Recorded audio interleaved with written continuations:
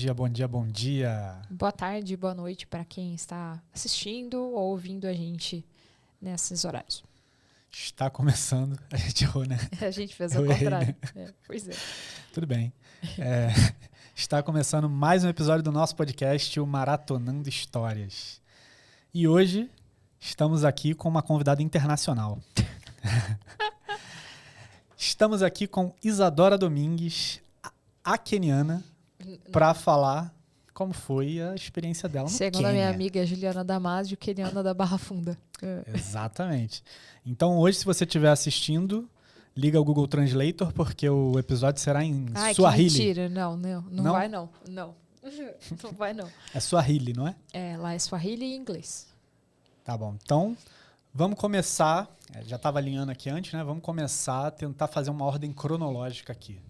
Isadora Domingues, como você foi parar no Quênia? Então vamos lá. Primeiro, antes de tudo, talvez alguém não me conheça, né? Mas eu também sou coach do podcast. Mas hoje a gente achou legal trazer o tema do Quênia, porque muita gente no meu Instagram, faz um episódio só contando do Quênia. O Gui que veio, faz um episódio só falando do Quênia. Eu falei, nossa, então a gente vai ter que, de fato, fazer um episódio só disso. Aproveitando que acabei de voltar, que eu voltei da viagem no Dia das Mães, no dia 12 de maio. Então, vamos lá. Para quem não tem noção, o que uma pessoa vai fazer no Quênia? De fato, o Quênia tem sua área turística, mas não foi a nossa intenção, né? Os quenianos são uma referência da corrida de rua. A gente pode dizer que são os mais rápidos do mundo, diversos recordes mundiais de maratona, 10 mil metros, 5 mil metros, são feitos por eles. E ali, eu falei assim, quando eu comecei a correr, eu via a maratona, com aspas, pelo amor de Deus, de São Silvestre, quando eu era pequena. E, assim, desde que eu assistia São Silvestre, sempre tinha um queniano na frente. Então, era raro ver alguém ali despontar do próprio país, né? Do Brasil, enfim. E, nossa, é curioso, porque você vai ver outras provas, Maratona de São Paulo, Maratona do Rio, todas as provas, de fato, internacionais que têm um peso, os quenianos estão na frente. Eles ganham, assim, de forma despretensiosa. Eles vêm para ganhar e cumprem o que tem que fazer. Assim funciona também nas outras maratonas do mundo. Então, para quem gosta de corrida muito, o Quênia foi essa viagem. Agora, a pergunta foi como que eu fui parar no Quênia, né?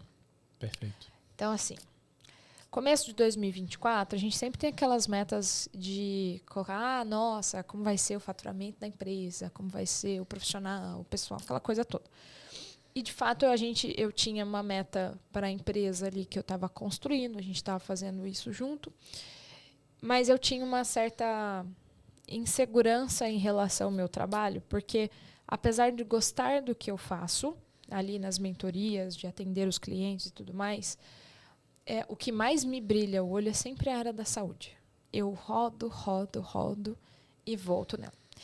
E quando a gente está falando da corrida, a corrida foi a que me tirou da obesidade, a corrida me tirou da depressão.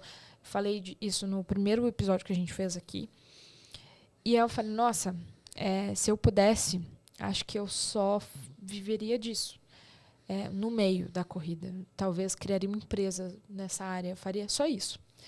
E isso ficou assim, aquele pensamento que a gente tem e ficou.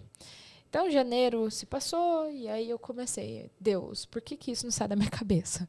Eu tive a brilhante ideia de fazer uma meia maratona por mês esse ano. Então, eu já tinha feito a primeira em janeiro, estava inscrita para a segunda em fevereiro, aí tinha, e assim sucessivamente. Março e estava tudo certo. E você já participa do desafio de correr todos os 366... Esse ano é 366, porque esse ano é bissexto. Sim. Eu entrei no final do ano no desafio da Chelsea Sports com Corrida no Ar, lá o Sérgio e o Guilherme. Eu falei, cara, vai ser muito legal, que é o mínimo de você fazer 1 quilômetro todos os dias, para você pegar o hábito, na verdade, de se exercitar e ter essa disciplina. E aí eu falei, nossa, já está unindo o útil com o agradável aqui, vou fazer, estou inscrita para a Maratona do Rio, então tudo isso acontecendo simultaneamente. E aí uma conversa, a primeira vez que a gente foi para a igreja ali, acho que foi comecinho de março, Não, nem isso. Foi uma vez assim que eu tava com aquela coisa de vamos lá para a igreja, não vamos. Eu falei, primeiro eu vou fazer minha conversa aqui com Deus. Se você não acredita, respeito. E assim, eu acredito e consigo entender que Ele me ouve e me responde muito bem. E eu fiz assim, Deus, se a corrida for para ser algo central na minha vida, seja profissional, pessoal e que envolva tudo, me mostra de uma maneira que eu consiga entender, que eu consiga ver, que eu consiga interpretar isso como continua ou só vive de hobby mesmo.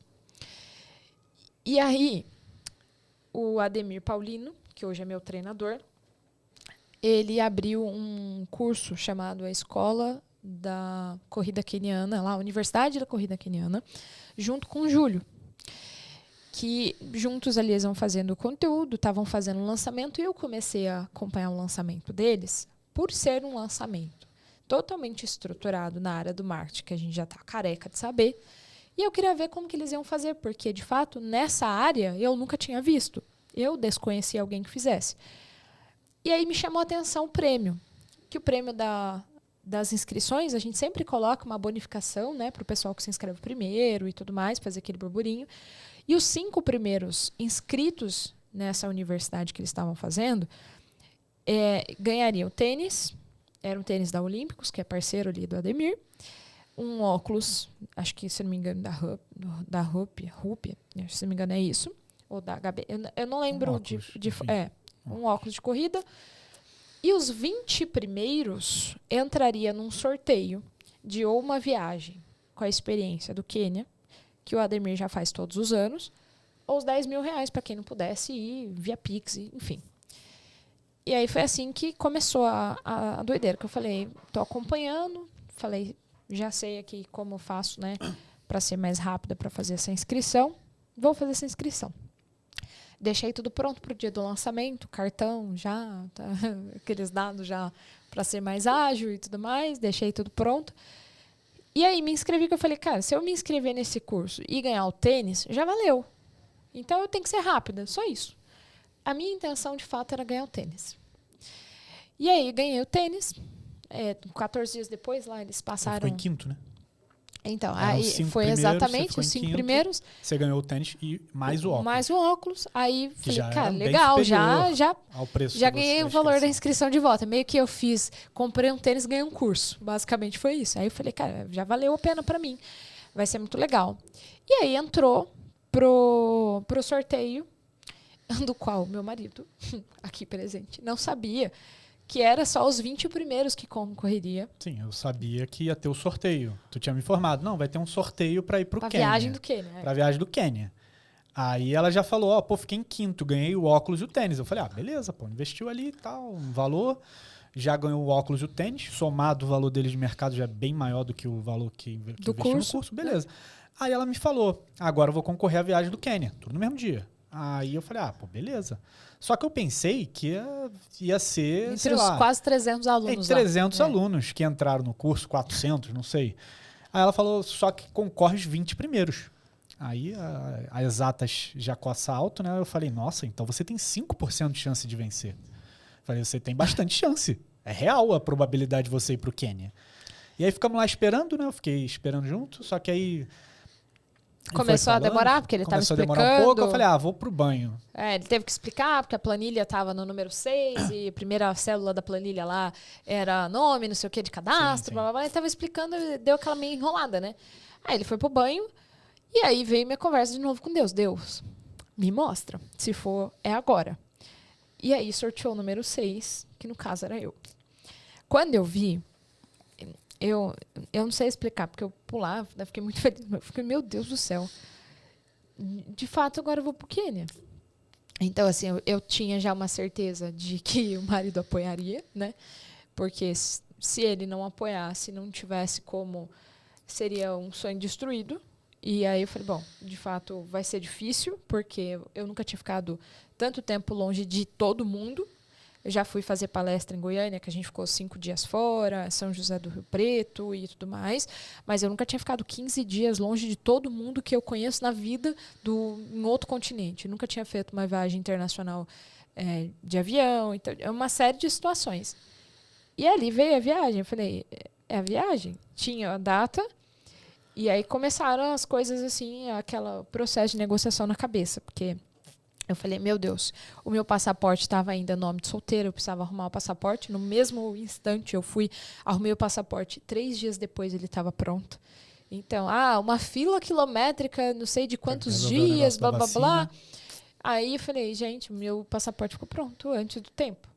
Aí teve que fazer a vacina, tem um certificado internacional de vacina, a febre amarela, Covid e tudo mais, estava tudo certo. Teve também o visto para ir para lá, e é tranquilo também quando você tem uma autorização ali. Não sei se é difícil de tirar, não faço ideia. A gente já tinha autorização, então acredito que seja mais fácil por conta disso. Porque o camping que a gente foi, ele não é um resort.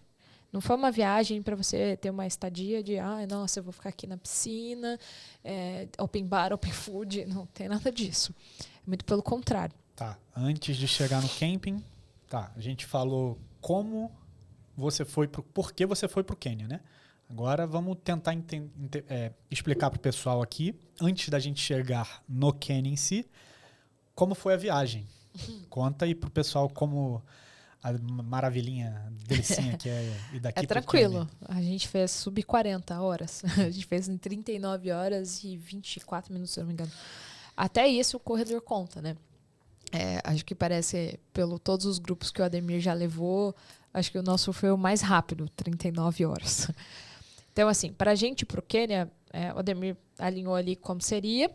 Já tinha um grupo, já estava explicando como seria. Nós éramos em 28 pessoas, contando com a equipe, tudo dele lá. E nós tínhamos também ali a missão de levar quase 360 pares de tênis da Olímpicos, que foram de doações para os atletas de lá.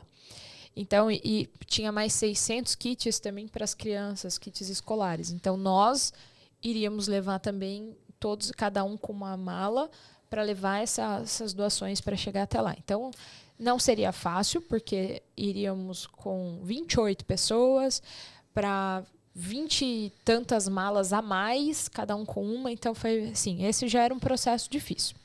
A viagem, vamos lá. Daqui do aeroporto de Guarulhos até Doha, que é a nossa primeira parada no Catar, são 15 horas de viagem. E parece até a parte mais difícil, porque ela é entediante. Você pensa assim, eu vou ler. Não, você não tem vontade de ler. Você não consegue concentrar. Eu vou dormir. Do nada muda o fuso horário, você não sabe onde você está em cima do oceano, para onde que você chegou. Então você não sabe quantas horas você dormiu. O relógio está indo e voltando, você não sabe quantas horas você dormiu. Vou assistir filme, você assiste 3, 4, você assiste, dorme, assiste, aí você almoça, você janta, toma café, você não sabe o que está acontecendo mais do outro lado. Então são 15 horas. Quando a gente chegou em Doha, tinha, se eu não me engano, de 5 a quase 6 horas, uma coisa assim, de intervalo, para que a gente passasse todo mundo, as malas, blá, blá, blá, para ir de Doha para Nairobi, que é a capital do Quênia. São mais 5 horas. Então, a gente ficou lá esperando e aí fomos para Nairobi. Quando chega em Nairobi, desce todo o trâmite de novo, reúne todo mundo. Então, vocês imaginam como que é a logística. De Nairobi, a gente vai com outro avião para Eldoret. Esse avião que vai para Eldoret, ele não chega a ser um avião teco-teco desse que a gente... Mas ele é bem menor. Menor até a estrutura de um avião que vai São Paulo-Rio, para quem já pegou. Aí é mais 1 hora, mais ou menos. É tipo São Paulo-Rio mesmo. Mais 1 hora, 50 minutos ali. Só que é assustador, porque ele é mais... faz mais barulho, é difícil. Aí fomos para lá. Quando chega em Eldoret, não chegou ainda.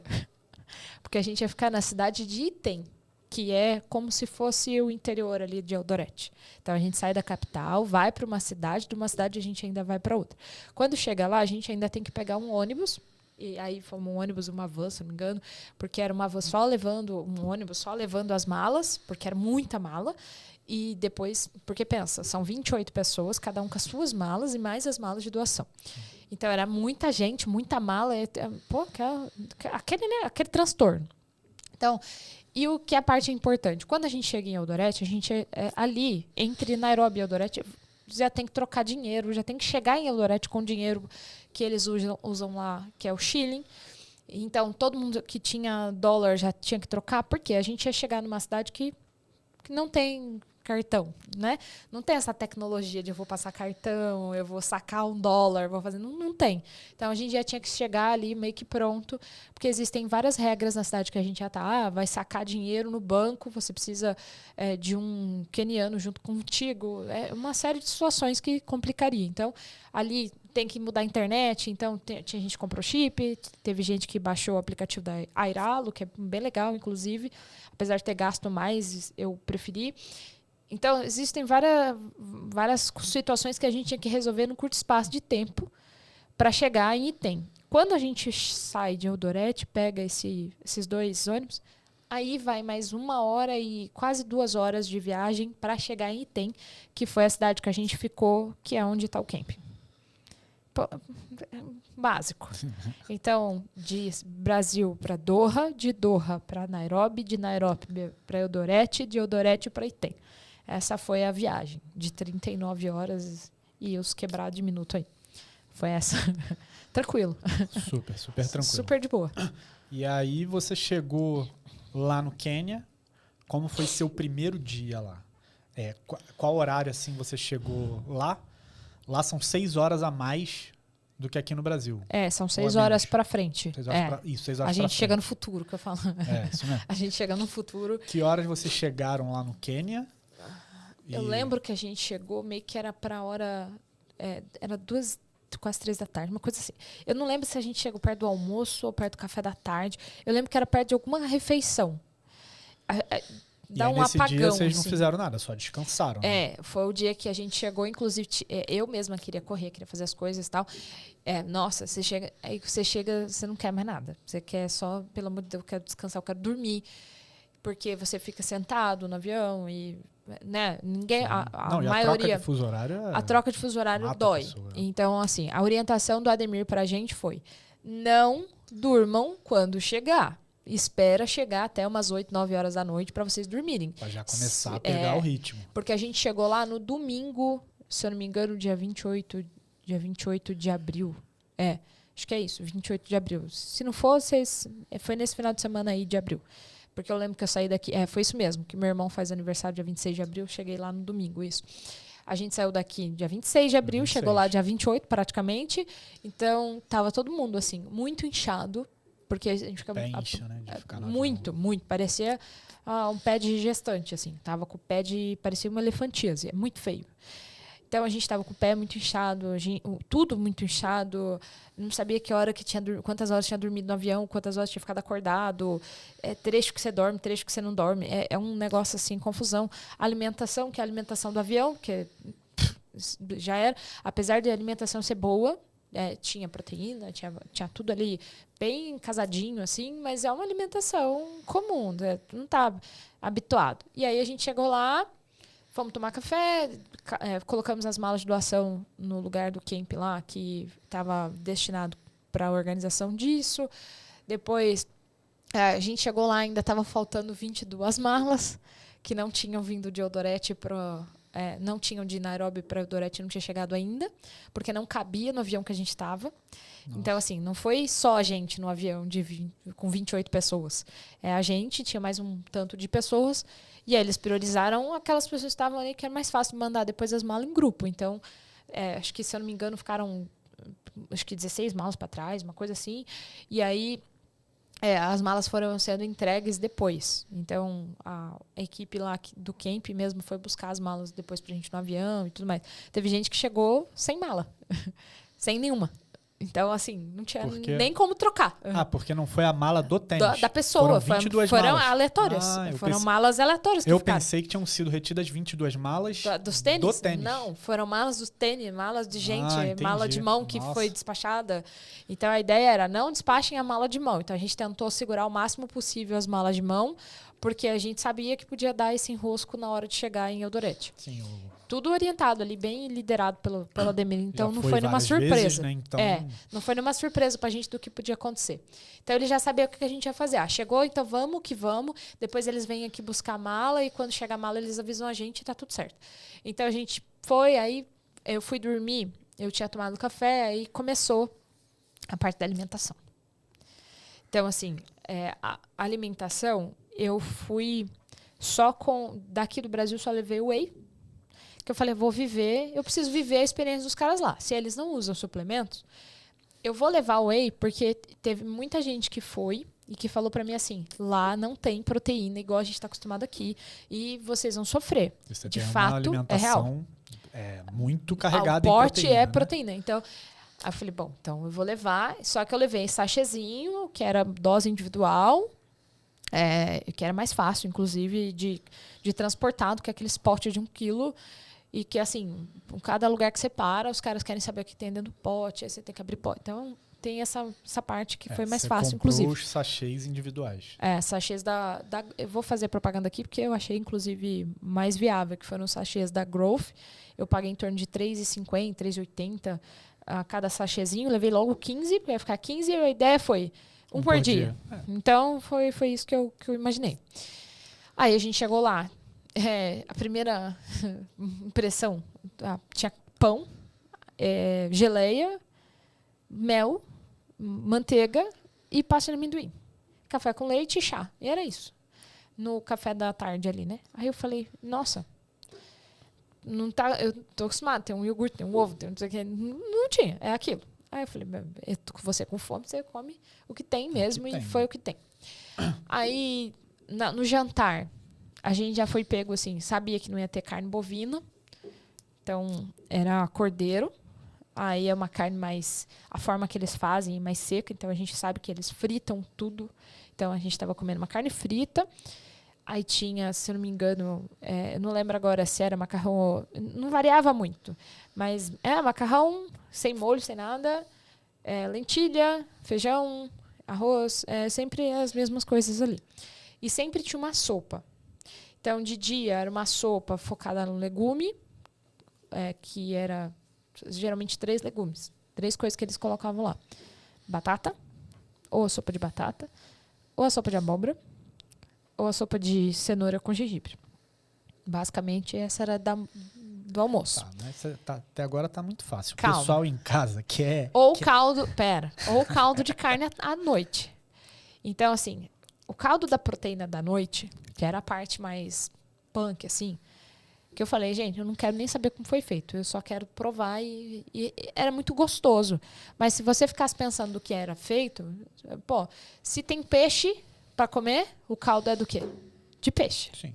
Se tem frango, que mais parecia os corvos lá, era isso. Então, se era carne de cordeiro, a sopa era o caldo ali era de cordeiro. Então, basicamente, a gente foi se adaptando. E aí era isso. Então, assim, eu não tive dificuldades com a alimentação, porque eu preparei a minha cabeça eu vou viver uma cultura diferente. Sim. Não vai ter o que eu tenho aqui, Sim. Ponto. Então, eu estava muito preparada, assim, não quero saber como é feito, eu só quero comer. Eu vou... Lá o boi mesmo, você falou que eles não matam, né? A vaca, né? Pelo que eu conversei com alguns quenianos lá, eles não matam a vaca assim, igual a gente aqui, tá acostumado a comer. Porque lá a vaca é sinônimo de propriedade. Então, eu fiquei mais ou menos bem de vida aqui e comprei uma vaca. Aqui a gente está acostumado a ver o povo comprar casa. Lá eles compram vaca. Então, se você vê que os grandes maratonistas lá, os caras que trabalham com esporte, treinadores, não sei o que, geralmente eles possuem vaca, 1, 2, tem a sua horta. Todo mundo ali tem a sua própria agricultura. Então, isso é bem legal também. E, inclusive, o camping. Isso na comunidade lá, né? Em volta. A comunidade que a gente estava ali, o Quênia é separado por várias tribos. Inclusive, a grande maioria é péssima. A maioria dos corredores, velocistas e tal, que a gente conhece, que ganham as maratonas e tudo mais, são da tribo Kalendi. Então, ali, a maioria são Kalendis e tudo mais. Então, eles vão... próximo ali ao camping que você estava. Ali todos são. Sim. Então, assim, a gente estava no camping ali em Item, que é considerado a cidade dos campeões. Muitas pessoas que treinam para as Olimpíadas, inclusive tinha gente treinando para Olimpíadas lá, só que são pessoas bem mais fechadas, muito mais focadas que nós brasileiros amadores que estavam lá fazendo farra de vez em quando. Então, assim, a gente via aquelas pessoas, de fato, treinando não só o corpo, mas a cabeça também. Então, tem muita gente que vai para competir, treina lá. Então, é uma capital também dos treinos dos campeões no geral, no mundo todo. Tá, então a gente já conseguiu explorar um pouco da parte da alimentação, né? O que mais que você tem a adicionar, assim, em relação à cultura, antes da gente entrar na parte dos treinos? Nossa, deixa eu pensar. O que me chamou muita atenção é a parte cultural deles ali. Não só a comida, né? Que tem ali... A comida basicamente é carboidrato. A gente teria ali sempre proteína. Tinha ovo de manhã, quando a gente voltava do treino. E essa carne à noite. Mas no restante é carboidrato puro. Então, assim, nosso almoço... A proteína era vegetal, então ela também vem carregada de carboidrato. Então, assim, qual era o almoço? Um almoço que ficou marcado na minha cabeça, porque eu falei, gente, que combinação muito louca, mas eu comia assim mesmo.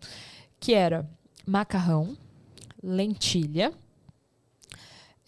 salada de repolho com beterraba, e a sopa de abóbora e abacate. Assim, muito louco. E eles não usam especiarias, igual a gente está acostumado aqui. A gente que pedia canela, a gente pedia umas coisas lá que eles têm, mas não é... Eles não adicionam. Não estão acostumados a usar. Então, lá é sal, basicamente. Sal, açúcar, farinha, é isso. Então, a chapate lá, que é como se fosse uma panquequinha que eles fazem assim com a mão, ela é bem fininha, parece um rapidez.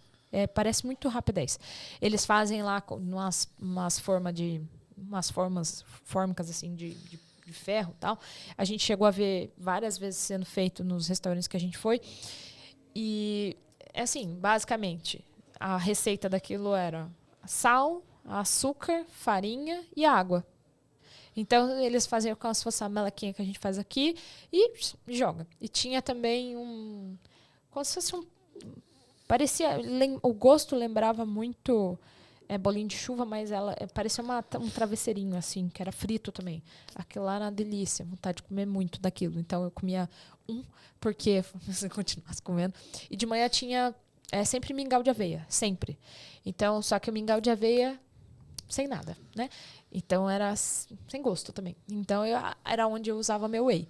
Então, o porte de proteína que eu usei bastante era voltou do treino, você volta alucinado de fome, e era isso. E o que eu gostei bastante foi que os treinos são feitos em jejum.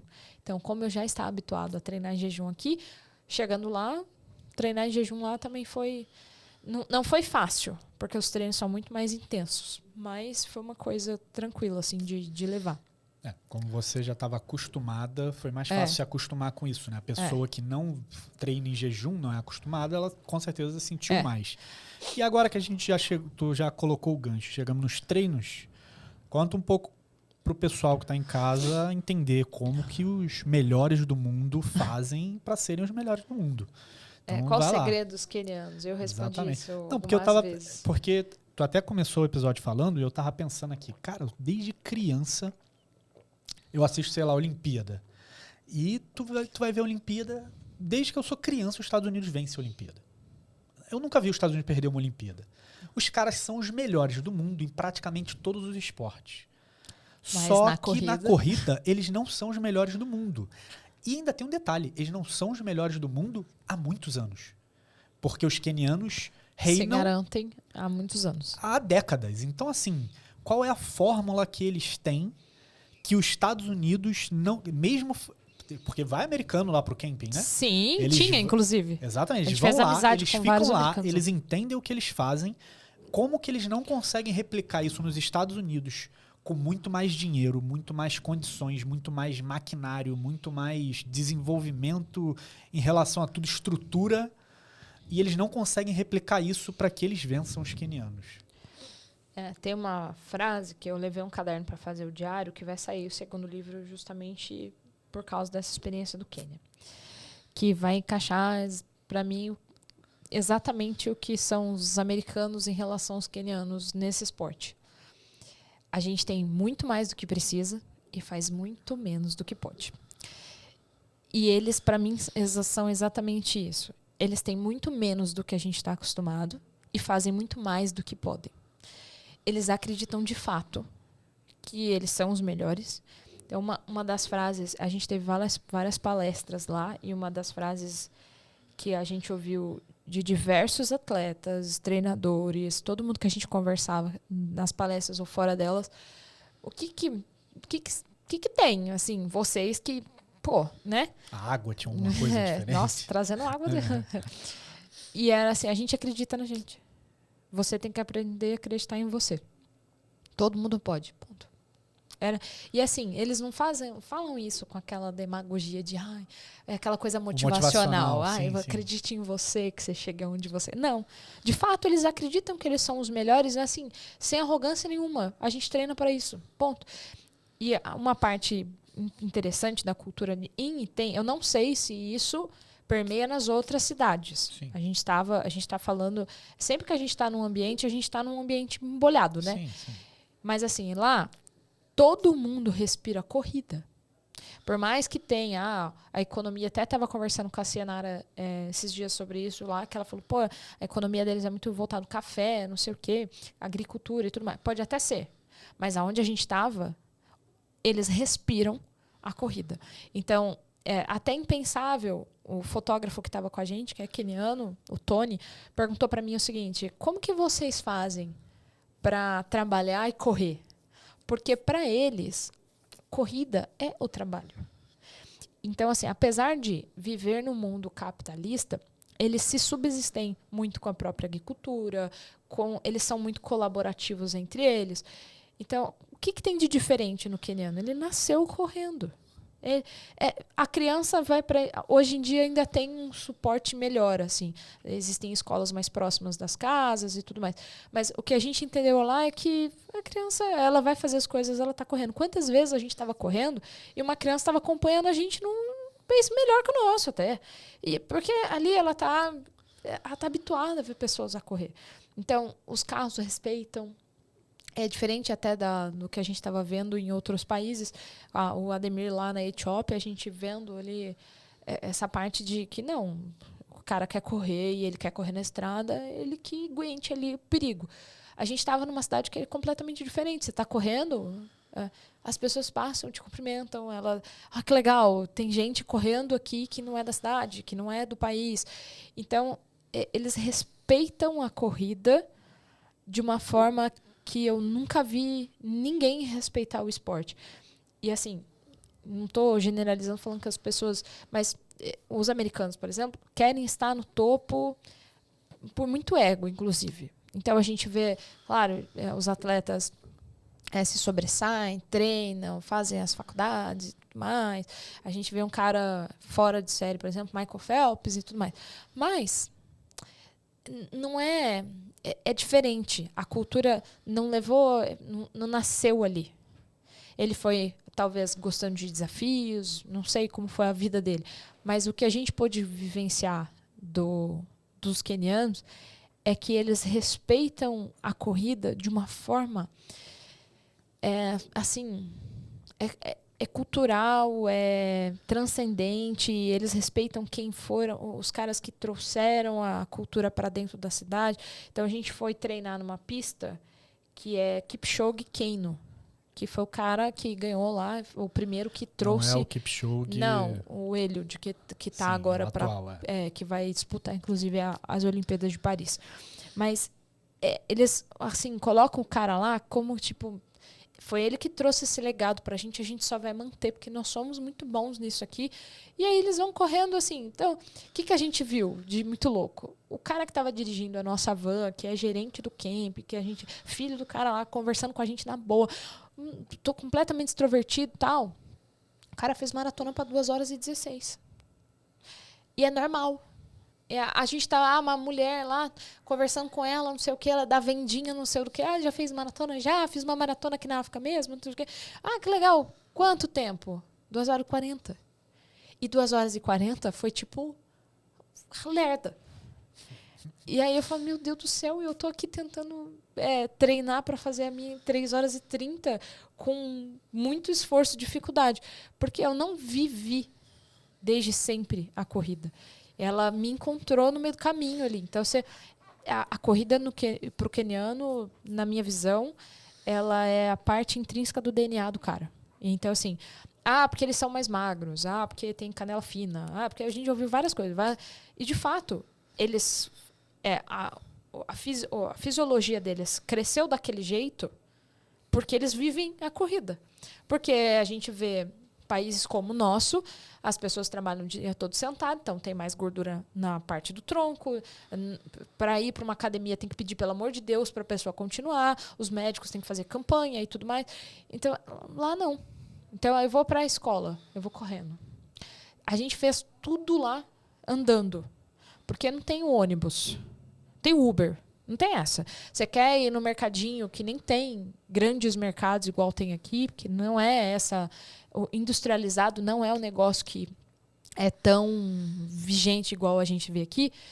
Então, assim, chegava lá, vamos lá na venda do fulano que a gente quer comprar café para levar para São Paulo. Vai andando, amor. E você vai andar quanto? 2,5 km. A gente achava pouco.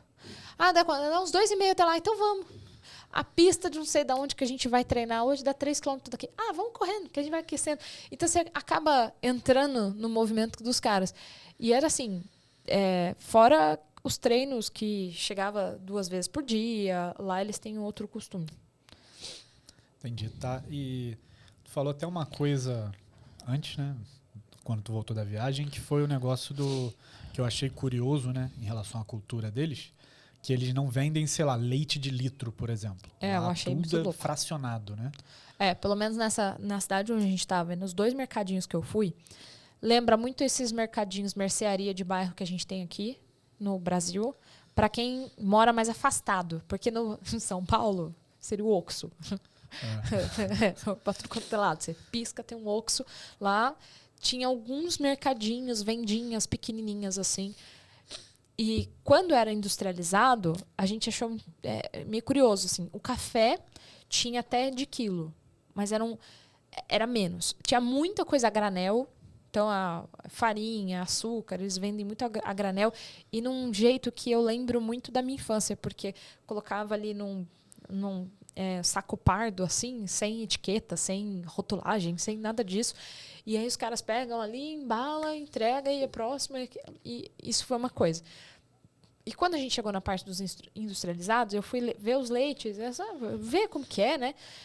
Então, assim, chocolate. A barra maior que a gente encontrou na cidade foram de 170 gramas.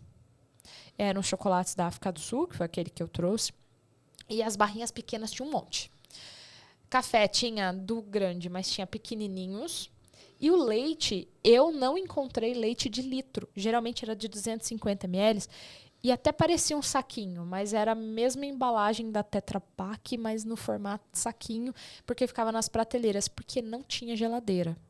Então, vários lugares que a gente foi... No camping que vocês estavam não tinha geladeira? Não, no camping que a gente tinha uma geladeira comunitária, mas, nossa, então assim, você saiu e foi comprar um suco e tá acostumado a tomar suco gelado, a gente tinha geladeira, mas ela era comunitária. Entendi. Mas não era uma geladeira, tem um frigobar no quarto. Não tem frigobar. Porque o camping que vocês estavam lá era tipo o luxo da cidade. A gente estava no 5 estrelas, sim, exatamente. Sim. Então, mas no mercadinho, nessas coisas, não tinha. Venda, então, não tinha. Que assim, a gente via lá açougue. A gente via os pedaços de... Eu cheguei a ver, quando eu fui comprar a pulseirinha personalizada, o rapaz do lado, assim, tava... destrinchando a carne, não sei, né? Ele tava tirando a pelinha lá do cordeiro e tal, e pendurando. E aí ele pegava, parecia uma cera, mas acredito eu que seja gordura, e plastava assim de gordura e põe pendurado. Aí eu olhei e falei, que interessante, a carne que eu compro provavelmente é essa aqui. Sim, era janta. E ficava lá, exposto. Então, a gente não sabe quanto tempo fica exposto, mas todos os lugares que a gente passou, tinha lá o que eles, os açougues lá de frente, assim, a carne fica exposta atrás de um vidro, assim, e é dessa forma.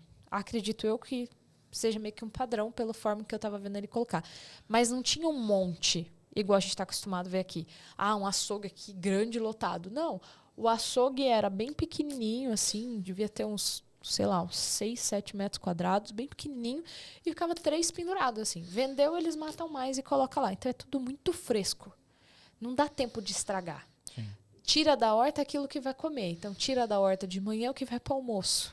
A gente via, inclusive, como a gente estava em bastante quantidade no camp, eram colhidas as coisas do almoço na janta, e a gente via elas fazendo pão que a gente ia comer de manhã. Então era tudo muito fresco e nada industrializado, assim. Então, Que é feito na hora e artesanal, né? Surreal. Tá, e vamos chegar na parte que os corredores gostam. Como é o treino lá? Eu quero saber quilometragem, quero saber pista, que a pista era molezinha, né? Ô, molezinha. E tem altitude, né? Então fala sobre isso também. E fica 2.400 metros de altitude. Então, assim, primeira semana, até o Ademir orientou a gente a não sair igual uns doidos, retardados, né? Porque o que aconteceu? O primeiro dia a gente dormiu, no domingo, quando chegou lá, já era 9. Eu dormi, era 8h30. Acho que eu nunca dormi 8h30 da noite. E eu acordei 3 horas da manhã, não sabendo onde eu tava. Cara, desesperado, procurando o Valentim na cama. Foi muito louco. E a minha amiga tava no quarto comigo também. Nossa, acordou que... assim, parecia que a gente estava em outro mundo. Tinha sido abduzido. E aí, a gente tinha um treino... O primeiro treino foi 6h30 da manhã. Logo na segunda-feira. Vamos? É para isso que eu vim, né? E aí, assim, tava garoando, tava frio. E aí, a primeira coisa que o Ademir sempre orientou a gente aqui é assim, vocês não vão ver quenianos de bracinho de fora. E, de fato, era verdade. A gente passava a cidade inteira, podia estar o sol a pino que fosse. Eles estavam todos de manga comprida e calça. E era muito louco pra gente, porque fez sol... eles põem bermuda, né? Não. Não? Não. É? Primeiro que muitos, para treinar, põem a mesma roupa. Porque é a roupa que tem. E acho que eu não vi ninguém de bermuda. Não, ninguém. Teve um que tava de bermuda. Não, na que pista, tava com a bermuda calma. até... Pista. na pista, tá. Vamos falar de são treinos diferentes. Então, vamos lá. Entendi. Então, assim, e outra, o que você viu é um cara o cara que ganhou São Silvestre, que foi o Timothy, é outra realidade. Enfim, tudo bem. Mas, no geral, o que acontece? No camping, nós tínhamos 11 pacers. Pacer, para quem não tem noção e está aprendendo aqui, é a pessoa que vai ficar ali com você, te guiando e te acompanhando, seja no ritmo, seja no caminho. Por quê? Porque ali a gente não conhecia nada e a gente não é treinar na estrada, a gente treinava por dentro da mata lá, que nem era considerada floresta. Para mim, a floresta é o primeiro treino que a gente fez, mas não era. Então, assim, tava meio que choveu muito de madrugada, muito, que era uma coisa também que acontecia todo dia. A chuva que vocês veem aqui, lá é ficha. Então, todo dia chovia muito de madrugada, você acordava, porra, era surreal. E aí, eu falei, nossa, mas vai assim mesmo? Vai assim mesmo. Então, ainda fui de Corre 3, porque é um tênis que eu tinha mais estabilidade ali no terreno que a gente estava. É muita pedra, muita lama, muita água, frio, neblina e sol ao mesmo tempo. Então, você está correndo no sol, calor, meu Deus do céu, vou tirar a roupa, não vou não. Por quê? Porque lá na frente tem uma sombra. E a sombra parecia congelante. Então, não era um negócio, não dava para, tô frio, tô calor. Não, continua com a roupa aí que vai dar certo. Então, a gente corria muito de corta-vento, principalmente para não molhar. Então, a gente ganhou no kit do Kenya Experience do Ademir, que vinha uma corta-vento, essa camiseta aqui, uma regata, uma bermuda. Então, tive várias coisas, assim, foi bem legal. E aí, chegava. Então, o primeiro treino de segunda-feira é um treino progressivo, mas o nosso foi só um treino de adaptação. Então, foi um treino tranquilo para adaptar. Foi bem interessante. Porque Poli, né? É o tal do poli-poli. Poli-poli lá na língua deles é um treino fácil, né? E também me chamou a atenção porque a gente fizemos vários treinos lá e um dos treinos o cara falou lá no treinador que nós íamos começar poli-poli. E eles iriam começar num ritmo com o pelotão da frente mais forte, mas ainda assim no poli-poli, no pace de 4:10. Para quem não está familiarizado com esse termo, pace é a quantidade de tempo que você faz 1 quilômetro. Então, o que significava? Que a cada 1 quilômetro eles iam fazer 4:10 poli-poli. Só para vocês terem uma noção, eu corro há 10 anos. os meus 5 quilômetros, que eu comecei a pensar em performance 2022, que eu bati meu RP, que é recorde pessoal, foi a 4:17. Então, assim, esgoelada. Lá é tranquilo, 4:10. Né? Então, obviamente, a gente ficou por último. Então, a gente esperava o pessoal ir e ia ficando para não atrapalhar o pelotão que saía mais forte. A gente já ficava para trás, porque era aí, cada um no seu ritmo. Para acompanhar eles, só se não um tem como. Ubermoto, né? Exatamente, não tinha.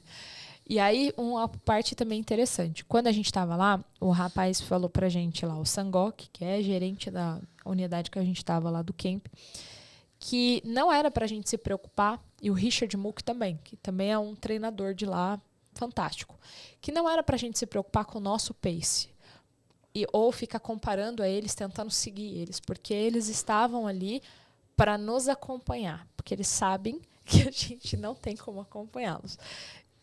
Eu achei bem modesto, inclusive. Eu falei, que bom, né? Porque eu fico mais tranquila. Então, tinham 2 pacers mulheres com a gente lá, a Sandra e a Daisy. E os meninos, assim, eles são todos eles, muito acolhedores. O nome delas é Sandra e Daisy mesmo? É porque os não, nomes é que, masculinos, você falou que existe, tipo... então, mas eu acredito que vem sendo... Existe um... Tá tendo uma migração, seria isso? Exatamente. Então, assim, a gente tinha Wesley... começou a ter... Nossa, começou um a ter Wesley umas... no meio. Wesley não, desculpa, o Wallace. Ah, o Wallace. Porque eles são uma colônia inglesa. Então, acaba que alguns nomes... Então, assim, o cara que estava sempre com a gente é o Emanuel. Então, você vê que... Você explicou... Essa geração de agora... Entendi. Porque você me explicou que Kip é vem tipo de homem. E Shogi é da onde ele é, não é? Da onde que nasceu. Da onde que não nasceu. Lembro se nasceu em varanda ou nasceu em casa, nasceu no hospital. Eu sei que é sempre assim, Kip, Shogi, Kip não sei quem, são homens. E Chip eram mulheres. E aí Chip não sei fulana, não sei o quê. E aí vem a mulher. Agora já tem uns novos Enzos, né? Os Enzos nascendo. Isso é da tribo. Kalendi.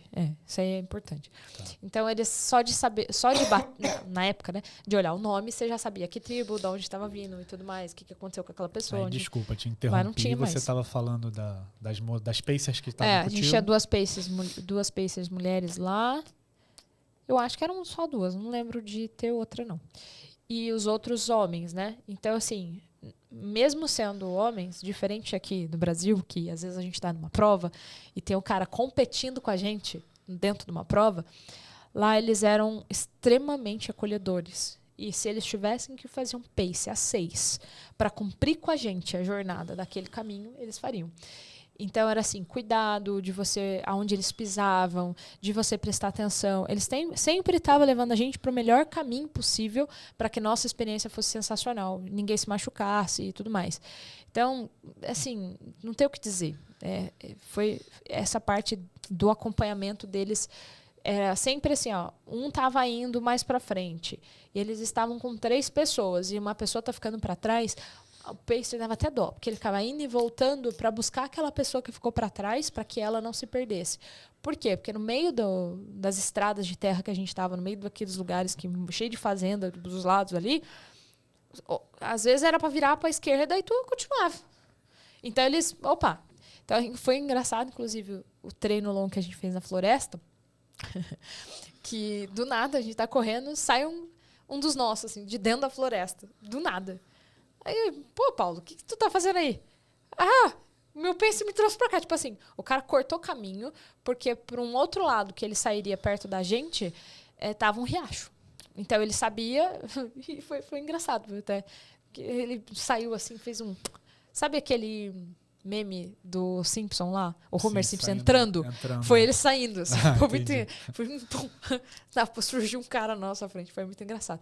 Mas esse foi um treino assim de tranquilidade.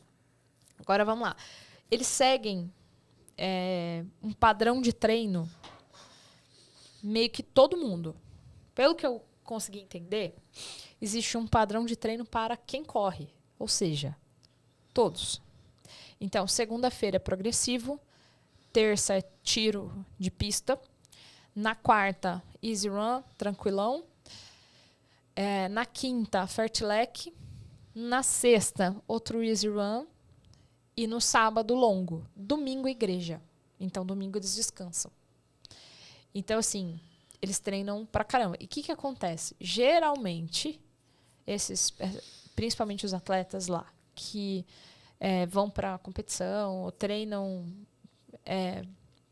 mais, assim, focados em melhorias, eles treinam 2 vezes no dia. Então, de manhã e de tarde? De manhã e de tarde. Lá por umas 4, 5 horas da tarde, eles treinam de novo. Espera o sol baixar ou é porque tem algum Não, motivo? é porque existe um protocolo. Tá. Que foi uma pergunta que eu fiz, inclusive, para o Sangó, que ele falou, é um protocolo do atleta, inclusive vocês tinham que seguir. E foi muito engraçado, porque a gente conseguiu seguir lá, né? Mas traz para cá não consegue. Que é, acorda, treina, come e dorme. Acorda, treina, come e dorme 2 vezes no dia. Você precisa recuperar. Então tinha muita gente que à tarde ia dormir. E à tarde ia dormir, porque estava morto. Tá. Isso aí eu não tinha escutado ainda. Explora melhor como funcionam esses horários. Que horas eles almoçam lá? Eu vou falar pelo nosso, que eu acredito que seja um geral, assim, né? Tá. Então, a gente acordava em torno das 5 e pouco. Dependia da hora que a gente ia sair. Geralmente, os treinos eram às 6 horas da manhã. Tá. No geral. E aí, inclusive, foi uma coisa que eu perguntei pra Pacer, a Daisy, que ficou comigo alguns dias, que ela ficou mais com a Débora do que comigo até. Mas eu perguntei pra ela o dia que ela tava comigo na pista, qual era o horário que eles habituavam mesmo, se era aquele horário. Ela falou que muitas pessoas sairiam ali pra treinar às 6 horas da manhã, mas muitos às vezes vão treinar no horário entre 8 e 9 horas da manhã, porque o sol aparece e a sensação da altitude baixa, porque já não está mais aquela pressão. O ar, né? Porque o ar já não está mais pressionando. Então, muitos treinavam entre 8 e 9 horas da manhã também. Entendi. Porque a gente chegou nas pistas, e as pistas, assim, a gente meio que chegou primeiro, porque não tinha ninguém. E é importante, como eles sabem que não tem muito recurso médico lá, eles conhecem muito o próprio corpo. Se estiver chovendo demais, eles vão correr na estrada. Para não se machucar, não correr o risco pelo treino de amanhã não poder treinar, por exemplo. Sim. Então, eles, eu não posso me lesionar. Não tem lesão, fisioterapia. Nossa, vou para físio. Não tem esse negócio lá. Então, eles se conhecem. Se estiver chovendo, espera um pouco para ir treinar. Passou, e assim, inimaginável. Eles sabem que aquela chuva vai acabar e daqui a pouco eles podem sair para treinar. Então, era assim. Agora, vamos voltar lá aos horários. Os treinos, no geral, a gente saía na média de 6 horas da manhã. Entre 7 e meia e 8 horas a gente voltava. Então, 1h30, 2 de treino. Raro foram as vezes que deram 1 hora de treino. E a gente saía, vamos fazer 10 quilômetros. Voltava, era sempre 12. Já não caía mais nesse papo. Vamos para a floresta fazer 18. Voltou 19,5. Tudo mentira. Sempre dava um a mais ali. Sempre tinha um negocinho a mais. O Garmin deles conta com o fuso horário. O Garmin conta em milha. Pô, sempre dava um negócio a mais, assim. É porque é uma média, né? Uhum. Eles não têm aquela coisa cravada de eu vou correr 10 e vou parar o meu relógio. Nem sempre tem relógio. Na maioria das vezes nem tem relógio. Então, aí a gente voltava, tomava café 8h30, tomava banho. A gente estava com muita programação. Então, tinha a programação das doações dos tênis, da entrega dos kits, da visitação nas escolas, das palestras, de conhecer as pistas e tudo mais. Então, a gente, no geral, 10 horas da manhã sempre tinha um negócio.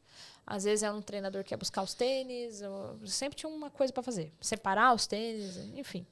Sempre teve isso. E aí depois, mas no geral era... Porque vocês estavam turistando, né? Tem a parte de vamos fazer o nosso aqui também, né? Porque a gente não vive só da corrida, então eu quero ver como que é a cidade. Claro. Quero ir no comércio, quero conhecer o pessoal que vende as roupas, os tênis, vale muito Vocês estão lá 15 dias, eles estão lá 30 anos. Exatamente. Aí a gente foi conhecer as coisas lá, fomos cumprir essas coisas. 12:00 a gente almoçava. 12:30. Era o horário do almoço lá. Cara, é impressionante. Porque, assim, entre o café da manhã, 8 e pouco, e 12:00, tinha um outro café. Você tá tão lotado da manhã, a gente não tá habituado, mas eles comiam. Então, assim, quando... E que horas eles dormem? Não, então, aí existe essa coisa de eu vou dormir. Geralmente, pelo que eu tava conversando lá, acho que foi com o Emanuel e com o Tony, eles dormiam logo depois do almoço. Entendi. Quando acorda, vai correr. De Entendi. novo. Aí corre em jejum, entre aspas, né? Então, assim, Entendi. era um Então é um misto. ciclo de dorme, treina, come. Aí dorme, treina, come. Repete, só E isso. dorme de novo, porque eles Só isso. dormem 8 e pouca, né? E aí que faz de manhã de novo. E assim. Tanto que era curioso que 9 horas da noite fechava tudo. 9 horas da noite era o horário que a gente, 8 horas, vamos lá pro clube. Calma, o clube não é o spa, né? Mas era um lugar ali que é um anexo praticamente do nosso camping e que vendia chá, hambúrguer, tinha umas coisas assim que é mais... E a gente sempre tava no ginger tea, que é o chá lá de gengibre, sempre. Que é um chá que, meu Deus do céu, esquenta até... E à noite já tá frio. Então, aquele chá, aquela coisa de vamos tomar o chá para dar aquela... E a gente já tomava o chá com mel. Esse mel já entrava pro pré-treino do dia seguinte, porque a gente estava já abastecido de carboidrato, tá? Mel a mais ou mel a menos não vai fazer diferença nenhuma. Então era muito gostoso. Então, fecha às 9. Por quê? Porque é para dormir. Não é para ficar gandaiano, celular e afins. Não, nada disso. Então a gente tinha que voltar pro camp. Então dava 9 horas, eles pagavam a luz pra gente sair de lá. E já vinha com a conta, assim, 8h30, a mulher já vinha com a conta lá, assim, já deixava lá pra gente. E a cadernetinha de conta deles era toda feita em bolinha e tal, assim, tudo era artesanal. Então, até a conta lá a gente entregava. Então, essa é uma parte. Aí, esses treinos de pista que a gente foi, que é a alegria de todo corredor, né? Nós visitamos lá 3 pistas. A primeira pista... Camarini? No Acho que era isso. tinha pista, não tinha? Não. Não? Não. Eu pensei que aquela pista que você tinha postado era no camp. Não tem pista lá. No camp pista... é para dormir, descansar e fazer o core. Que o core também é um negócio que a Ademir pegava um pesado com a gente, mas a gente descobriu que existe treinador pior. Então a gente pedia volta a Ademir. O que acontece? A gente tinha à tarde um outro treino nosso. Então, ao invés de correr de novo, nós tínhamos um fortalecimento, mobilidade. E aí era guiado pelo Ademir. Na primeira semana e na segunda semana, nós tivemos a honra de ser guiados pelo Richard Muck. E foi assim, meu Deus do céu. Foi muito difícil.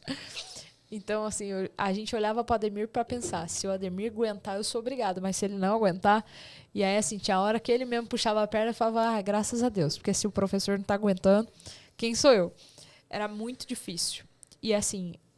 É outra disciplina. Ele passou 3 minutos para você ficar de prancha lá. É 3 minutos de prancha, meu filho. Não tem essa. Eu estou passando exercício para você cumprir. E aí, quando ele via que tinha um ou outro que não estava cumprindo, ele chegava perto, arrumava e ficava ali do lado. Então, meio complicado a seguir. Então, foi bem legal, não tinha assim. Como fugir. Foi. E aí, era um treino segundo que nós tínhamos no segundo período, geralmente. E tinha assim, o que tinha no camping? Além de ter academia, é bem estruturado, tem sauna, tem um fisioterapeuta dentro do camping que é pago à parte. Tinha sala de ginástica, que é para fazer o core, que a gente fazia lá. E tinha piscina descoberta, nada de piscina quentinha. Pula, tá quentinha. Nossa Senhora. Eu entrei um dia, porque eu tava com a perna muito cansada. Aí eu falei, nossa, eu vou entrar. Aí... a perna doendo, assim, mas é tão gelado que passou, de verdade. Parecia banheira de gelo, de 25 metros. Então, bem legal. E tinha uma sala lá que é como se fosse uma sala de... Não seria uma sala de TV, porque não tinha TV, mas é uma sala que faziam as reuniões do camp, as palestras e tudo mais. Então, isso também foi uma parte bem legal. Que era difícil manter, era acordado, porque eles têm um ritmo de falar mais devagar. E aquilo parecia um transe depois do almoço. Surreal. Mas foi muito sensacional. Cada palestra que a gente teve lá foi incrível. E aí, tá.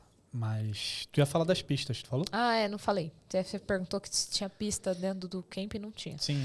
As pistas que nós fomos, se eu não me engano, era a pista de Camarini, que é uma pista que fica um pouquinho longe do camp, que a gente chegou aí de van. E essa pista, ela é de terra. Apesar de ela... Só que ela não é uma terra desculhambada. Ela é uma pista bonitinha lá. Bem aterrada. É bem firme, assim. Mas muito, muito boa. Essa foi a primeira terça-feira que nós fomos. Aí, depois, a gente visitou uma pista, que é a pista da Lorna, que também faz parte da gerência ali do camping. Eu não sei se ela é dona do camping. Essa parte eu não peguei muito, mas eu entendi que ela é parte da administração do negócio. E ela é dona da loja, do clube. Ela tá em tudo ali naquele meinho, é tudo dela. Inclusive, estou de Lorna, no top, para quem estiver assistindo. Ela também, eu não sei exatos ali quais foram as corridas que ela ganhou, quais eram os feitos, porque são muitos atletas que na nossa cabeça com uns nomes muito diferentes. Então, alguns esse cara da São Silvestre ficou gravado, mas alguns não. Então, eu sei que ela tem vários feitos assim, ela inclusive tem treinamento de coaching, tem vários negócios bem legais dela lá. E a pista dela, que é a pista da Lorna mesmo, ela já é equipadona, bem profissional, e a gente foi assistir um torneio que estava tendo regional. Então, tinha, acho que, se eu não me engano, 30 atletas por cada modalidade e só se classificavam 2 para o nacional. E é mó dó, porque, assim, pra gente, o último colocado das meninas ainda foi para 32 minutos e poucos, 10 mil metros. 32 minutos, 10 quilômetros, a última colocada. Então, essa foi assim... Não, se não me engano, foram 34 minutos. Isso. Os homens, o cara fez em 32 e 10. 31 e 10. Eu sei que era o último colocado, porque o primeiro fez 29 e pouco. Só que, assim, numa disputa, é muito doido, cara. A gente não... nem no nosso melhor sonho ali. Eles correm muito, muito numa competição. É muito legal de assistir. Então, a gente conseguiu assistir lá, e lá a gente também... aproveitou culinária local. Eles, tipo carrinho de hot dog, tem ovo cozido com vinagrete e um molhinho lá de... Parece um ketchup, mas não é ketchup. Sei lá o que é aquilo lá. Que tem pimenta também. Tem chá e tinha umas linguiças, assim, que... a gente achou que vinha outra coisa, né? Porque a gente está acostumado, abre pão, coloca várias coisas dentro do negócio, põe salsicha e tal. Lá não, era linguiça, eles abriam a linguiça assim, aí colocavam o vinagrete, põe um molho e entregava, era isso. Que era muito barato, né? E aí, vamos comer, vamos, seja o que Deus quiser. Então a gente aproveitou essas carrinhos que tava lá no dia da... Só que pra gente chegar na pista da Lorna, tem mais uma pista para eu falar ainda, mas pra gente chegar na pista da Lorna, ficava 3 quilômetros ali do camp. Tava chovendo e tal, o Ademir falou, vamos todos de moto. Achei muito prudente, porque lá as motos ninguém usa capacete. E o mínimo que tem de pessoas em cima de uma moto são 3. O cara que tá pilotando, mais 2 atrás. Eu achei bem legal, inclusive. Então a gente tava assim, foi eu, o Joás e o cara da moto. E, fui segurando, que eu falei, Jesus amado, se ele fizer assim, eu tô fora da moto. Não tinha muito assim... Aí eu já, segura, pelo amor de Deus. Eu falei, meu Senhor do céu. Foi um negócio muito louco, assim, de viver. Mas a gente tinha que viver aquela experiência. Então, a gente usou esses 3 quilômetros para viver isso. Foi que dá um medo. Eles têm uma fórmica. E tem moto que, para chuva, ainda tem um negócio de para não pegar chuva. Mas capacete para quê? Não tem. Então, isso também é uma curiosidade deles lá local. E como não tem ônibus, sempre que a gente passava de van, era meio que turista passando, porque é difícil. Então, assim, ou eles se reuniam lá e tinha uma van para alguma coisa. Pelo que eu vi, às vezes tinha levando o pessoal para trabalho de manhã, ou a gente. Então, foi mais ou menos por aí. E a terceira pista que a gente foi na segunda, terça-feira, foi a pista que leva o nome Kipchoge Keino, que fica em Eldoret. Então, a gente foi de van até lá, porque ela é mais longe. E aí é uma pista também mais profissional. Então, tinha um pessoal lá de um treinador italiano X lá que estava treinando e tudo mais. Então, essas pistas são bem legais, assim. Mas nada se compara a correr na floresta. Muito mais legal. Tá, e o que foi que mais te impactou no Quênia? O que você ficou mais... te causou mais impacto? Não foi a corrida. Porque a corrida eu já esperava, que eles corriam muito e bastante, e volume e tudo mais. O clima também, essas coisas assim, são bem triviais. Você espera uma cultura diferente. Para mim, o dia que nós fomos entregar como chama? Os kits das crianças, é assim, era muito difícil entregar os kits e depois tem que recolher deles para deixar dentro da escola. Eles não podiam levar simplesmente para casa. Então, a cara de ter que recolher aquilo, a cara daquelas crianças assim ficou. Tanto que eu entregava, eu falei, eu faço o papel de entregar, eu não vou tirar, não. Tirar, eu já deixava para outra pessoa ali. Geralmente eles mesmo, né, os organizadores ali. E quando a gente foi visitar, num desses dias, tem um rapaz, como se fosse uma ONG lá, que constrói casas, moradias, assim, para famílias, principalmente para as mães solo, ali, mãe solteira, mãe viúva, que ficaram com as crianças por algum motivo, às vezes. E uma me chocou bastante, porque ela tinha, acho que, se eu não me engano, 8 filhos. Ela era super nova, 30 e poucos anos, as crianças todas pequenas, e o cara morreu. E não tem muito o que fazer. Então, assim, ela morava num ambiente que... Cara, acho que nem para visitação a gente está acostumado com aquilo. Nunca eu iria olhar e achar aquilo normal, porque é muito fora da nossa realidade. Então, parecia uma oca, tinha um negócio assim para deitar com todas as crianças, e tudo que ela tinha de talher, coisa assim, estava lá de fora secando. Porque ela tinha acabado de lavar e ela estava ali com uma das criancinhas pequenas e tudo mais. E aí foram várias situações que me chocaram nesse mesmo dia. Primeiro, a situação dessa mãe com essas crianças e tudo mais. Então, banheiros comunitários nesse ambiente, mas eles ainda tinham onde morar.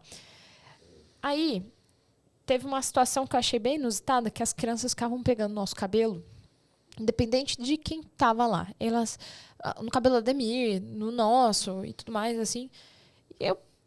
Mas por quê, né? E aí eu fui fazer essa pergunta para o Ademir. E aí ele foi explicar para a gente que lá as crianças, os pais têm que comprovar para o governo que possuem condições para ter shampoo, né? Não é nem shampoo e condicionador.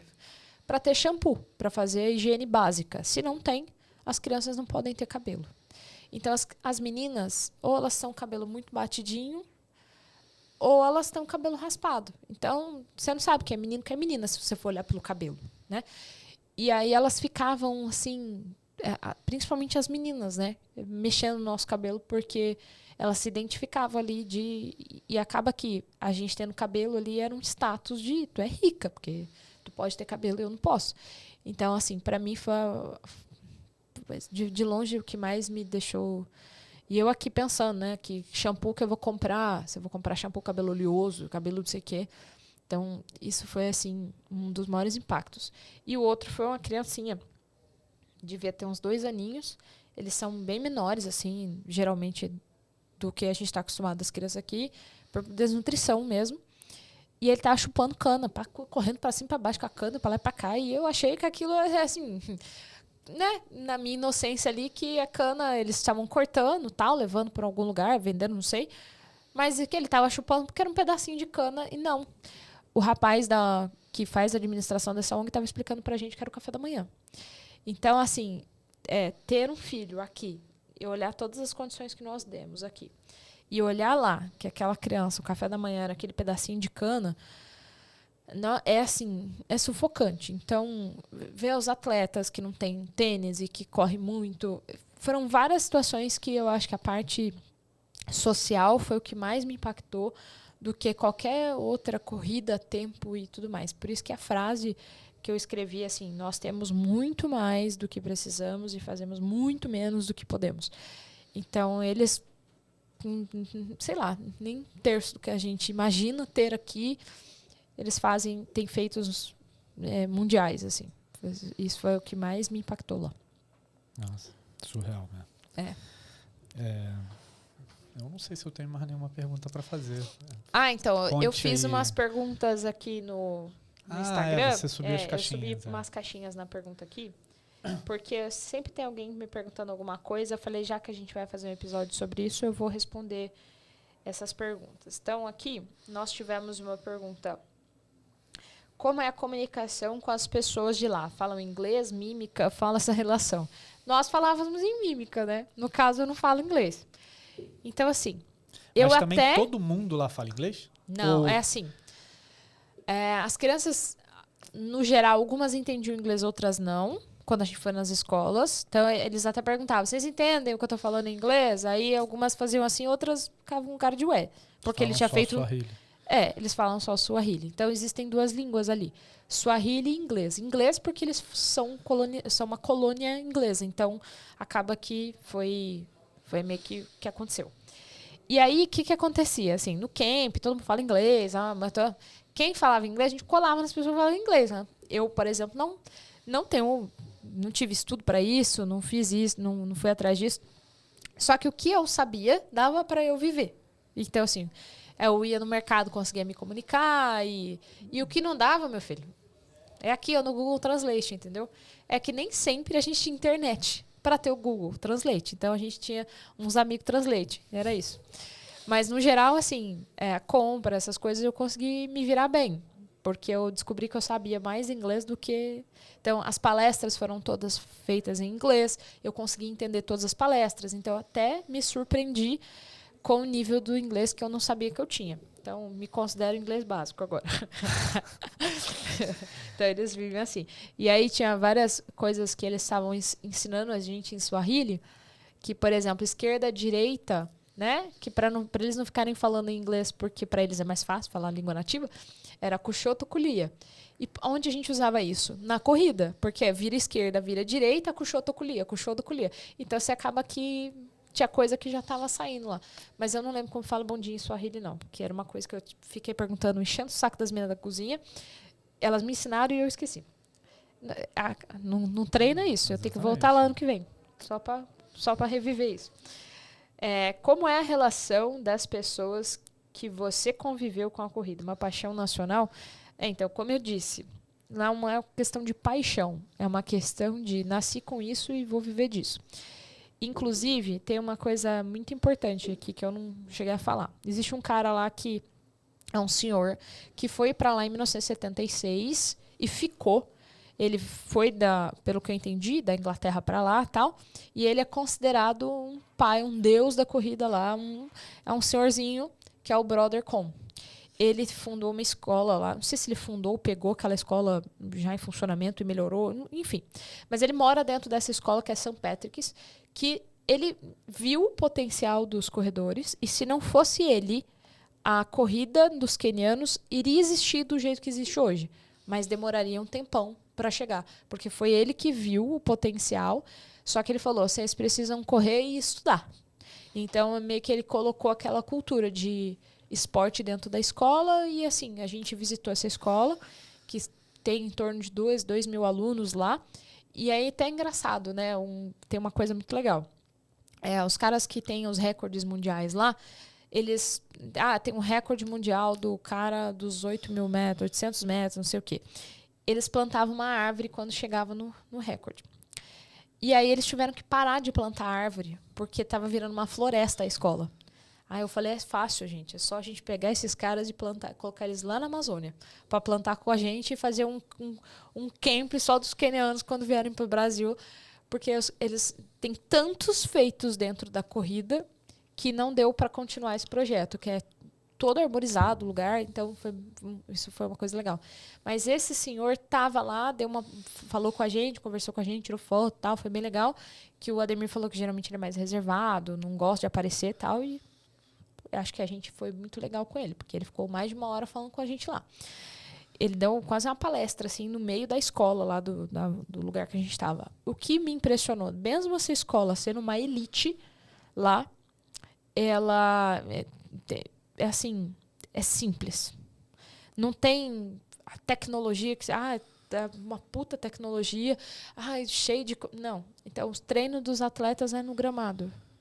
Então, você vê assim que a mobilidade dos caras é feita naquele chão. É bem tranquilo. E eles super promovem essa escola junto com esse senhor lá, que é um deus lá. Então, foi bem legal, inclusive, conhecê-lo, porque o cara...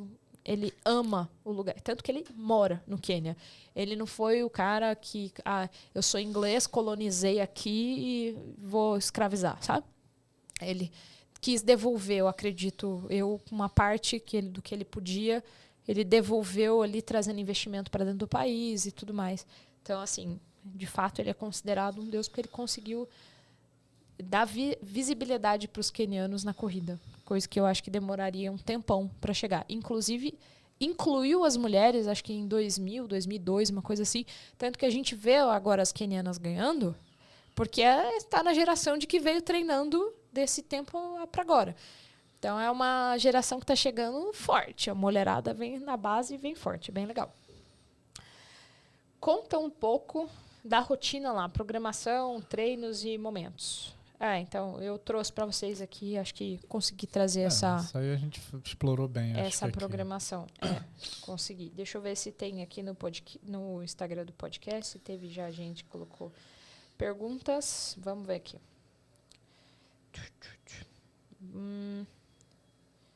Se nesse deu tempo, né? Porque eu fiz aqui.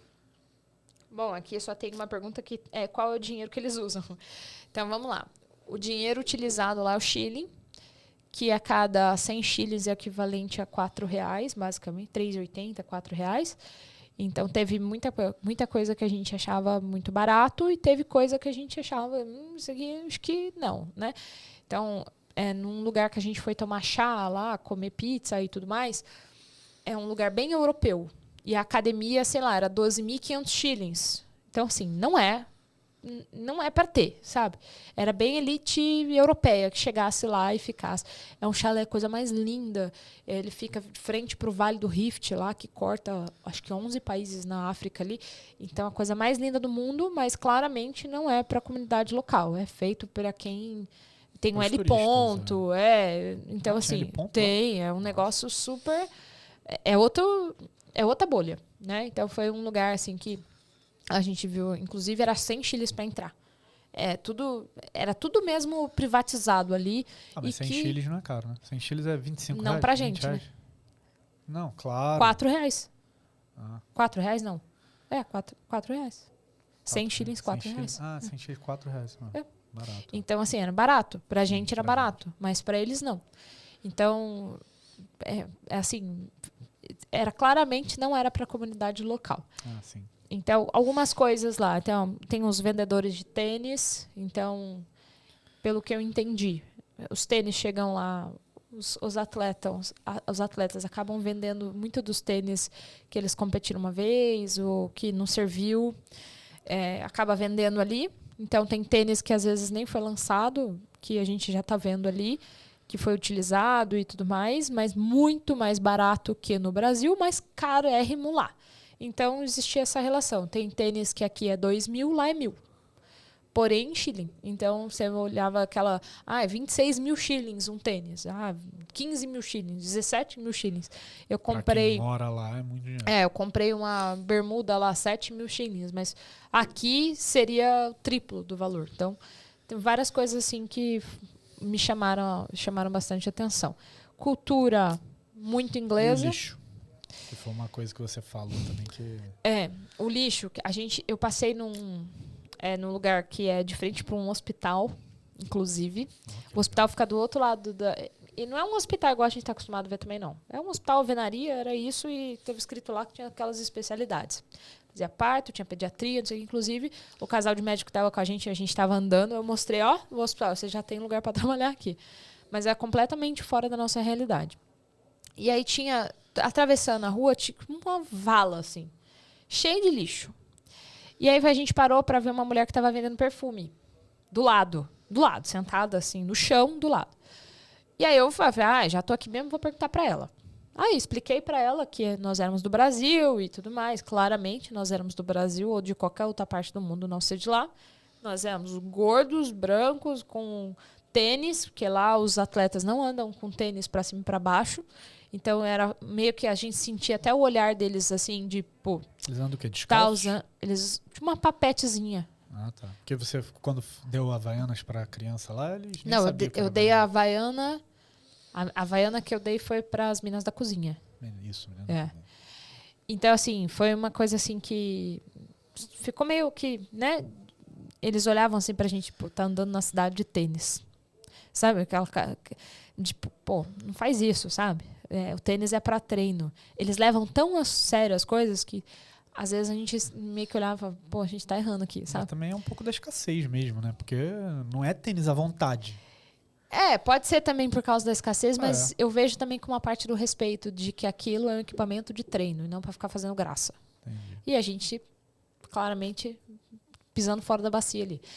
E aí eu perguntei para essa senhora, esse lixo tal, ela falou assim, é da comunidade aqui. E ele vai ser incinerado. Aí eu perguntei para ela onde? Ela aqui. Tipo assim, não há caminhão de lixo. Abrir uma vala, todo mundo sai dali, da comunidade, joga o lixo e taca fogo. E não é joga o lixo num saquinho amarrado, não. Porque o lixo lá é muito orgânico. Então, assim... A própria terra absorve boa parte. Exatamente. Né? E vira adubo para as vacas que ficam andando para lá e para cá. Porque fica andando vaca para lá e para cá. Tem ovelha de monte, tudo quanto é lado. E elas ficam amarrando num toquinho, assim, que eu acho que é de alguém, tipo, meio que fica no toquinho. Então, tem várias coisas, assim, que eu vi e falei, entendi, é isso. E, assim, só é incinerado meio que depois, pelo que eu entendi lá, o que ela falou, quando não tá todo decomposto, porque, às vezes, os próprios animais acabam comendo. Não tem cachorro para tudo quanto é lado. A gente não viu cachorro, não viu morador de rua, não tinha nada disso. Né? Mas tinha muito gato, porque tinham muitos insetos, inclusive, dentro do camp. Acho que a gente matou umas 9 aranhas, inclusive perguntando assim, nossa, tem muita aranha, tal, não sei o quê. Você matou uma lesma, né? Eu matei lesma dentro do meu tênis, com o meu próprio pé. Eu matei aranha. E tinha um colega lá que acordou em cima de uma salamandra. E ela só morreu porque ele dormiu em cima dela. Então, assim... Abraçado, né? Dormiu abraçado, conchinha. Conchinha. Então, tinha várias coisas, assim, que foram... Que eu olhei e falei, Deus, né? Mas é isso. Água, a gente comprava água, porque... Nós não estamos habituados a tomar água que vem da torneira ali, então era melhor comprar para não ter nenhum tipo de problema intestinal, alimentar, Mentira. essas Isso coisas. Aí é porque a água deles deixa o peixe em 3. E aí eles não queriam que vocês Nossa, tomassem. então não funcionou. Eu tenho que pegar meu chilinho de volta. Então, assim, é tão legal, inclusive, a parte da corrida deles, que tem uma corrida representada na nota de 200 shillings. Então, eu trouxe a nota porque eu falei, essa nota aqui vai fazer parte do livro. Tem que estar aqui. Então foi bem legal. Já vendi. Ruim, hein? Vendeu. É um homem morto. Aí, que mais? Acho que, assim, no geral, acho que foi isso. E importante, né? Os camps que nós visitamos dos atletas profissionais. Nós visitamos o camp da Nike, onde fica o Kipchoge, Danielzinho. A gente visitou... São todos bem simples. A gente visitou um camp Volare, que é da Adidas, que é coordenado pelo David Maros. Foi muito legal também. E é bem simples. Então, assim, a gente chegou lá, o atleta limpando a própria roupa, próprio tênis, aquilo que a gente fazia no camping. Então, não tem máquina de lavar, tanque e tudo mais. Então, assim, compramos sachêzinho lá. Lá vende sachê de Downy. Downy, eu queria comprar sachê aqui. Vende sachê de Downy. E era lavar ali, ó, na mão, deixar secar, vai chover, tem que tirar, coloca dentro do quarto, parou a chuva, coloca de volta. E a gente ficava o dia inteiro olhando a roupa, porque era isso que a gente tinha para fazer, assim, no geral. Porque a internet era bem escassa, apesar de ter Wi-Fi no camping, Wi-Fi... Todo mundo usando Wi-Fi, o Wi-Fi não funcionava direito. Então, existem algumas peculiaridades, assim. Mas, no geral, foi uma experiência... incrível, assim, acho que de todas as experiências de vida que eu tive, o Quênia só perde para maternidade, só, porque acho que não vai ter outra viagem que eu vou fazer na vida que me impacte tanto como essa foi. Então essa foi assim maiores experiências do Quênia. Vão, gente, é bem legal. Só para quem corre. A água tá quentinha, vai. Eu duvido que esse ser humano iria. Se me pagar, já falei, se tivesse 10 mil reais ou Quênia e falasse assim, não, te dou 10 mil reais para você ir para o Quênia, eu não quero. Pode, deixa aqui. Eu vou de graça de novo, gente. Pode chamar. Me deixa aqui que para mim tá ótimo aqui. Nossa, imagina. Internet, eu já quero de novo. Quero ir para Etiópia. O que mais? São os lugares Uganda, lugares que tem corredor. Jamaica, são todos lugares que tem corredor. Partiu. Só chamar. Muito bom. E acho que a gente está chegando ao fim do nosso episódio, né? O que você quer deixar uma mensagem aí para o pessoal em relação a isso, a toda essa experiência? E aí? Bom, em relação a... Eu acho que o que a... Antes de deixar essa última mensagem, deixa eu botar só mais uma pergunta no meio. Se você fosse definir os quenianos em uma palavra, qual seria? Nossa. Ixi, não sei. Mas eu acho que eu defini eles numa frase, talvez. Tá, pode ser. Eles são muito mais avançados do que a gente. A gente pode ter melhor tecnologia, pode ter... E eu falo a gente do Ocidente aqui, americanos e afins. Sim. A gente pode ter tecnologia, a gente pode ter o que for, mas a humanidade que eles têm eu nunca vi. Eu nunca fui tão bem tratada por um povo que não fosse dentro do camp mesmo. O povo fora. Nunca fui tão bem tratada por um povo, nem mesmo dentro da minha família. Nunca vai existir a forma que eu fui tratada e fui recebida, acolhida por pessoas que eu nunca vi na minha vida. E nem a língua deles eu falo. Então, assim, a humanidade deles transcende. E isso é uma coisa de ser humano evoluído. A gente está anos-luz atrás. Muito bom. E deixa uma frase aí pro pessoal pra gente encerrar o episódio. Eu vou deixar a frase que eu falei que eu tive uma subversão da frase para que as pessoas sejam de fato, façam alguma coisa diferente na vida e que seja relevante, não só para elas, mas para uma comunidade onde elas estejam presentes. Que é: você tem muito mais do que precisa e pode fazer melhor do que imagina. Então, faça. Então, às vezes, a gente quer mudar. Quero mudar, fazer um negócio completamente diferente, deixar meu legado, blá, blá, blá. Se você fizer melhor para onde você vive, pelas pessoas que convivem, foi exatamente o que eu aprendi com eles. A colaboração entre os atletas, entre as pessoas lá, é o que faz eles serem tão diferentes. Talvez seja o segredo dos quenianos. Então, é isso aí. Os segredos do queniano. Esse vai ser o nosso episódio. É. E se vocês, trazendo agora para o nosso lado, né? Se vocês tiverem aí alguém a indicar para trazer como convidado, sempre muito bem-vindo. Sigam lá o nosso podcast, Maratonando Histórias, tanto no YouTube, no Spotify, nas plataformas de streaming e no Instagram. E importante, se você quer patrocinar o podcast, nós temos o primeiro patrocinador, eu vou trazer aqui, que é a Baixa Pace. Logo, logo vocês vão ver os óculos maratonas por aí. Então, é o nosso primeiro patrocinador oficial. E se você quiser, também tem essa intenção, chame a gente lá no direct do podcast que a gente conversa. Isso aí. E se você conhece um corredor, tá? Encaminhe esse episódio para ele, porque todo corredor precisa ouvir isso aqui para matar essa curiosidade, né? Porque infelizmente, essa é uma experiência que nem todo mundo que está aqui no planeta Terra vai conseguir passar. Primeiro, é muito importante. Quero fazer parte dessa experiência. Como eu faço? Existe uma diplomacia mesmo entre o Quênia ali, o embaixador, o governador, inclusive, que visitou o camp, que é onde a gente estava, agradeceu o Ademir, e o Ademir. Então, o projeto do Ademir Social com o Quênia, ele é uma... É completamente diferente. Então, para você ir viver essa experiência, precisa ter ali um contato com o Ademir. E ele precisa te selecionar, não é só ter o dinheiro para pagar.